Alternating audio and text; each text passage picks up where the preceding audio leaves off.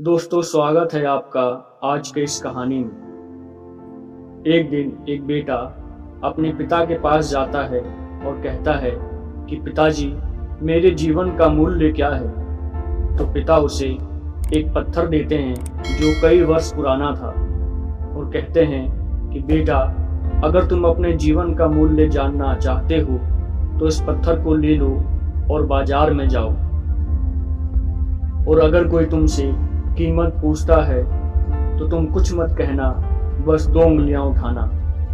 लड़का वैसा ही करता है जैसे उसके पिता कहते हैं और बाजार जाता है।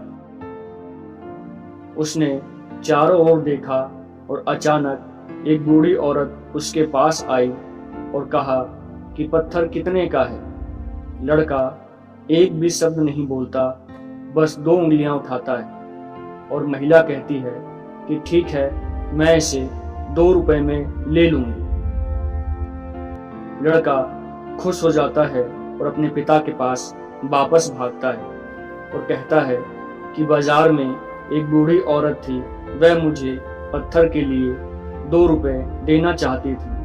और पिता कहते हैं, बेटा, अब मैं चाहता हूँ कि तुम इस पत्थर के साथ एक म्यूजियम में जाओ और कोई कीमत पूछता है तो बिना कुछ कहे सिर्फ 2 उंगलियां उठाना।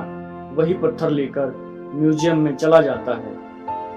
कुछ समय बाद एक आदमी लड़के के पास आता है और कहता है, ये पत्थर कितने का है। लड़का एक भी शब्द नहीं कहता, बस 2 उंगलियां उठाता है। आदमी कहता है, ठीक है, मैं इसे 200 रुपए में ले लूंगा। लड़का हैरान हो जाता है और अपने पिता के पास वापस जाता है और सारी बात बताता है। पिता उसे कहते हैं, मैं चाहता हूँ कि आखिरी बार तुम एक कीमती पत्थर की दुकान में जाओ और वैसा ही करना जैसा मैंने बताया था। लड़का कीमती पत्थर की दुकान में जाता है। वहाँ एक बूढ़ा आदमी होता है। वह जैसे ही पत्थर देखता है वह उछल जाता है और कहता है कि हे भगवान, तुम्हारे पास वह पत्थर है जिसे मैं पूरी जिंदगी ढूंढता था। तुम इसे कितने में बेचोगे। लड़का कुछ नहीं बोलता, बस 2 उंगलियां उठाता है। वह आदमी कहता है, ठीक है, मैं इसे 20,000 रुपए में ले लूंगा। लड़के को यह बात सुनकर विश्वास नहीं होता। वह वापस अपने पिता के पास भागता है और कहता है कि पिताजी, वह दुकानदार इसे 20,000 रुपए में लेने को तैयार है। पिता मुस्कुराते हैं और कहते हैं, देखा बेटा, क्या तुम अब अपने जीवन का मूल्य समझते हो। जीवन वह सब कुछ है जहां तुम अपने आप को रखते हो। तुम तय कर सकते हो कि तुम्हें 2 रुपए का पत्थर बनना है या 20,000 रुपए का।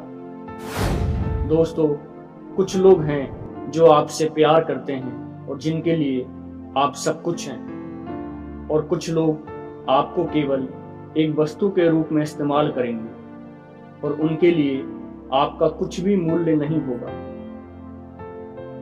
तो यह आप पर निर्भर करता है कि आप अपने जीवन का क्या मूल्य रखते हैं।